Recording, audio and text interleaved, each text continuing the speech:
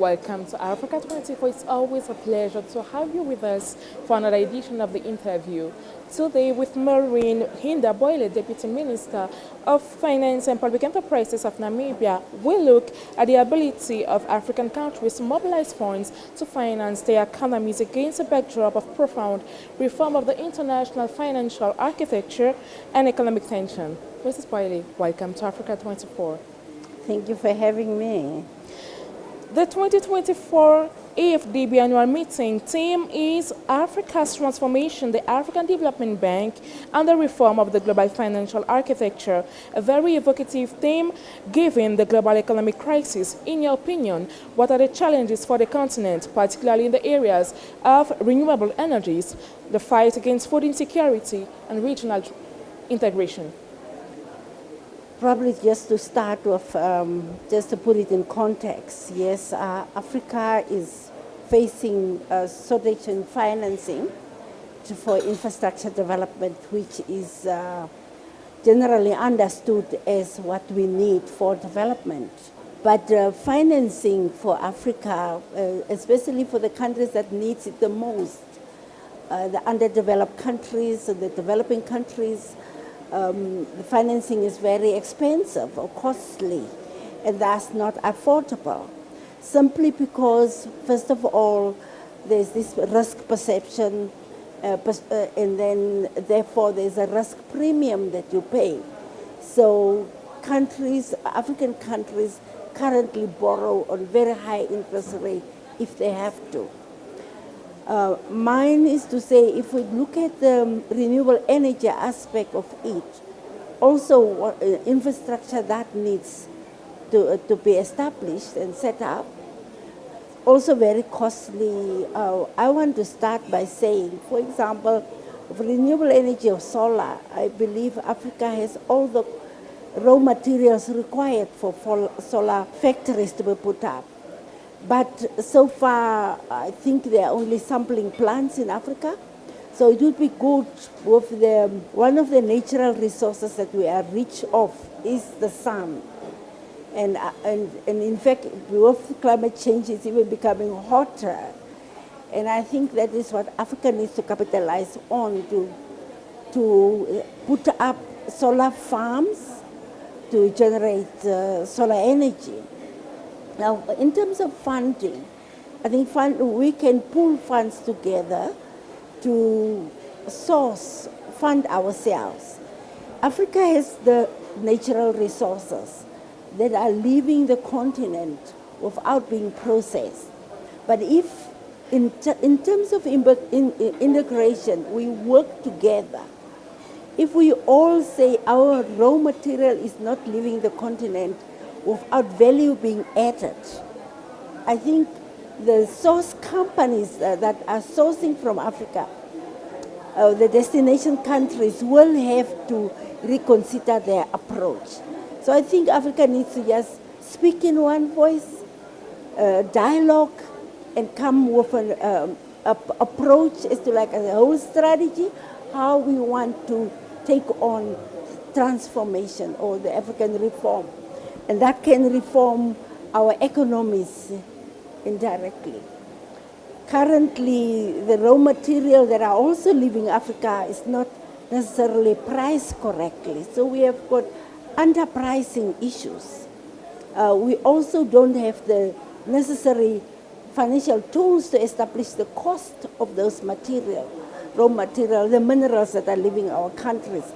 As a result, you are paid anyhow. We also have got challenges around accounting for real exports. So in a sense, and what I'm trying to say is that the illicit financial flows, talking about real value of your natural resources, real quantities leaving the country, and if value being added in Africa, we will have the necessary funds to finance ourselves to meet all our needs, be it for industrialization, up to renewable energy, up to lightening schools. And also, I have seen on the agenda school feeding programs. We don't need funding for school feeding programs. We just need fair pricing for our natural resources.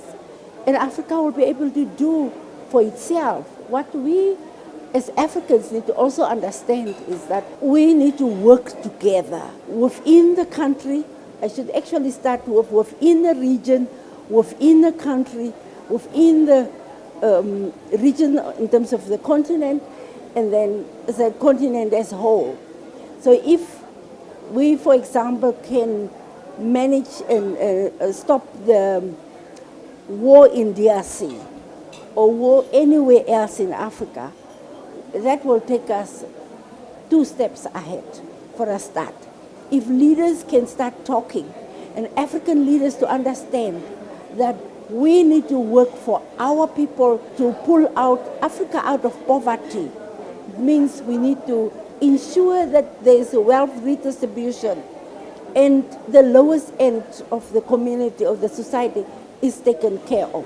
If we speak one language, certainly Africa being the only country that the growth center at the moment, and Africa, as we were told at the conference, having the potential for building the highest percentage of middle class, if the middle class then should remember that the lower end shouldn't be left behind, and we pull as a team.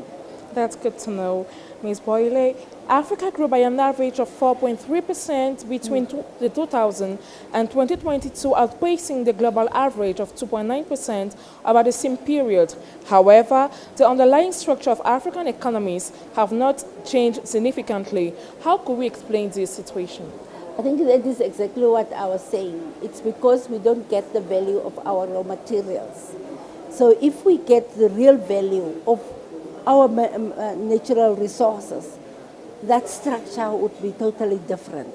The other aspect, I think, is also that how the GDP or growth rate is determined. The formulas for calculating is from a different lifestyle altogether. You would agree with me that in Africa we have a lot of informal businesses, we have rural economies, and all of that. As long as you are in the informal economy, you are not calculated or added up in the GDP calculation. So as a result, the growth rate of Africa economies are not accurate, definitely not accurate. We need to come up with our own formula that considers the rural economy, the informal economy, and the formal economy as well. Well, the next question, you started and answering it a bit earlier, but I wanted to go more into details. Some experts believe that the sectoral composition of economic growth and employment in Africa has not changed since the 1990s, with agriculture still accounting for almost half of Africa's total workforce. Most countries remain highly dependent on export of raw materials and therefore are very vulnerable to the volatility of world prices and external shocks. How do you think the situation can be remedied elsewhere? I think the first remedy is intra-Africa trade. If we can trade with ourselves, I think that would be our first point of engagement. Secondly, it can also be remedied if we get fair pricing for our things. But most importantly, if we start to produce what we consume, or we consume what we produce, because that will mean that our imports will be reduced in terms of food consumption. We will have to produce, and we can produce in excess so that we can also export. So I think exports from Africa is mainly natural resources, raw natural resources. So if we say natural resources, value has to be added. In terms of consumption for food, we must produce what we eat. And we can also agree in terms of value chains and say what can one country produce that can be consumed in the other country, so that we do intra-Africa export and import.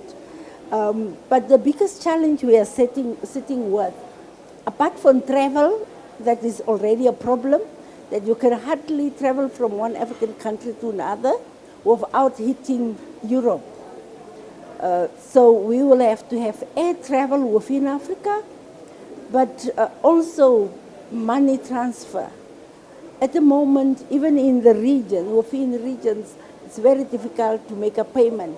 If Namibia is trading with DRC, it has to go through France or some Europe. So we have to also establish our own payment systems and exchange. So I think that will lead us to a need for having an African currency. That's probably the next debate. Well, that's good to know. Now, let's keep that line with finance and currency.